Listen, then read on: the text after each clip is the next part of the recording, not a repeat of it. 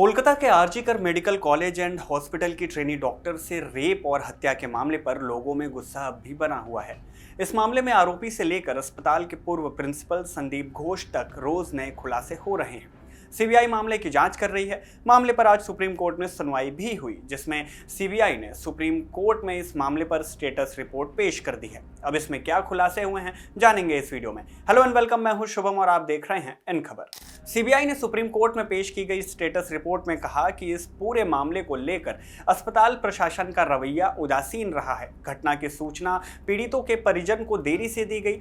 परिवार को पहले सुसाइड की खबर दी गई। मर्डर को सुसाइड बताने की कोशिश करना संदेह पैदा करता है। वारदात पर पर्दा डालने की कोशिश की गई। कोर्ट ने भी कहा कि पुलिस डायरी और पोस्टमार्टम के वक्त में अंतर है। आरोपी की मेडिकल जांच पर भी कोर्ट ने कई सवाल उठाए।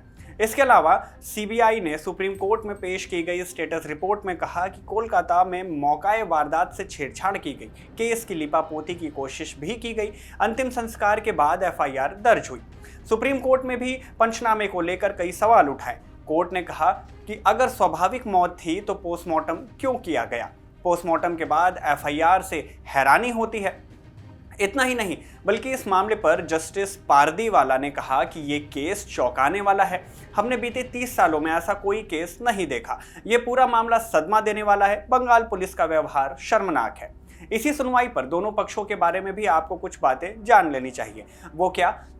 वो ये कि कोलकाता अस्पताल में 14 अगस्त की रात हुई तोड़फोड़ मामले में बंगाल सरकार की पैरवी करने के लिए 21 वकीलों की टीम पहुंची। इस टीम में वरिष्ठ अधिवक्ता कपिल सिब्बल से लेकर कई अधिवक्ता शामिल हुए।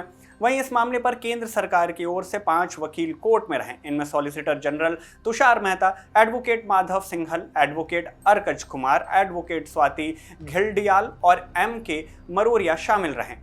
कोलकाता मामले में सुनवाई के दौरान वरिष्ठ अधिवक्ता तुषार मेहता ने कहा कि डॉक्टर्स 36 घंटे काम कर रहे हैं। कोर्ट से डॉक्टर्स को सुरक्षा का भरोसा मिल जाए तो उनको संतोष होगा। उन्हें अपनी बात कहने का मौका दिया जाएगा। इस पर सीजीआई चंद्रचूड़ ने कहा कि डॉक्टरों की 36 से 48 घंटों की ड्यूटी सही नहीं है। हम जानते हैं कि डॉक्टर 36 घंटे काम कर रहे हैं। मैं खुद एक सरकारी अस्पताल में फर्श पर सोया हूं जब मेरे परिवार का एक सदस्य बीमार था। हमें बहुत सारे ईमेल मिले हैं जिनमें कहा गया कि डॉक्टर्स पर बहुत दबाव है। सीजीआई ने कहा कि अगर हम सभी हितधारकों का प्रतिनिधित्व मांगना शुरू कर देंगे तो मामले को ठीक से संभालना संभव नहीं होगा। सीजीआई ने इस पर कहा कि समिति को पहले फैसला करने दीजिए। समिति सुनिश्चित करेगी कि डॉक्टर और इंटर्न की चिंताओं का समाधान किया जाएगा। इस पीठ ने सुनवाई के साथ ही ये भी कहा कि डॉक्टरों को काम पर लौटना पड़ेगा। डॉक्टरों के खिलाफ किसी भी तरह की कोई कार्रवाई नहीं होगी। हम समझते हैं कि वो अपसेट हैं, लेकिन आपको काम पर लौटना ही पड़ेगा। दरअसल डॉक्टरों ने कोर्ट को बताया था कि प्रोटेस्ट में शामिल होने की वजह से उन्हें प्रताड़ित किया जा रहा है और उन पर कार्रवाई की बात कही जा रही है। खैर, इस खबर को लिखते समय इस मामले पर इतनी ही अपडेट सामने आई थी। आगे भी जो भी अपडेट होगी वो आप तक आसान भाषा में ऐसे ही पहुंचाते रहेंगे। मैं हूं शुभम और आप देख रहे हैं इन खबर।